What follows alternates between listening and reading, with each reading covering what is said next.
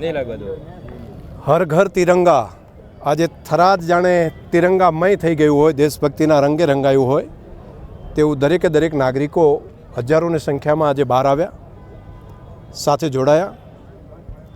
તેમજ તિરંગા યાત્રાનું ભવ્ય સ્વાગત ફૂલ પુષ્પોથી કર્યું. અલગ અલગ એની પરંપરાઓ પ્રમાણે પાઘડી સહિતનું સ્વાગત કરીને ફુલારોથી તિરંગાનું આન બાન અને શાન જળવાય તે પ્રમાણેનું સ્વાગત કર્યું.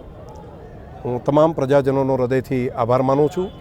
દેશના પ્રધાનમંત્રી મોદી સાહેબે જે દેશભક્તિની વાત કરી છે, જે સ્વદેશીપણાની વાત કરી છે, એ સ્વદેશીપણું એ દરેક નાગરિકનો સંકલ્પ બને તે ભાવ સાથે આજે તિરંગાને આન બાન અને શાન વધે તે પ્રમાણે બધાએ સલામી આપી છે. ઓપરેશન સિંદૂર બાદ પહેલી વખત અત્યારે તિરંગા યાત્રાને લોકોમાં ઓપરેશન સિંદૂરે દેશની અંદર, દેશના દરેક નાગરિકની અંદર એ સ્વમાન અને સ્વાભિમાન જગાડ્યું છે.